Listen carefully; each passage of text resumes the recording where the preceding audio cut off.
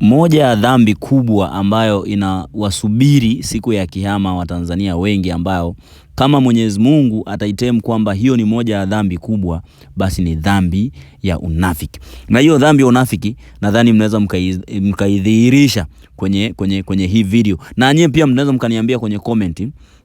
Nitazungumza zaidi kidogo, lakini mtaniambia kwenye comment nina maana gani mtakapokuwa unaiona hii video.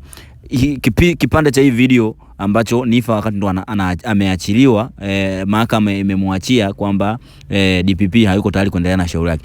Iangalieni hii video vizuri, alafu mtanielewa na maanisha nini, kwamba moja ya dhambi kubwa ambayo Watanzania tunayo ni kitu kinaitwa unafiki. Na hiyo dhambi nafikiri kihama, siku ya kiyama tutaona. Hebu iangalieni kwanza hivi. Sasa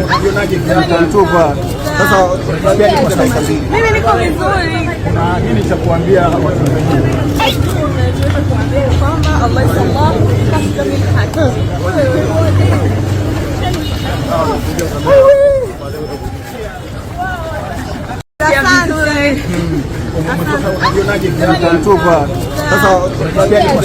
mimi niko vizuri. Na nini cha kuambia Watanzania? Kwamba Allah sallallahu kasdami haki. Nadhani mmeiona hiyo video. Kama ambavyo mmeona wingi wa hizo mic, kama mlivyoona wingi wa hizo kamera na hizo simu, na hao sio waandishi wa habari, sio online TV. Hivyo ambavyo mmeona kati anatoka saizi Niffer. Lakini hakuwa na wingi huo wa hizo kamera ama hizo TV sio nini kamera, sio hizo simu na nini kamera, kuandika kwenye hizo page zao ama channel zao kusema justice for Niffer, ama kusema tunamwombea Niffer, ama kusema chochote. Unafiki utatuua.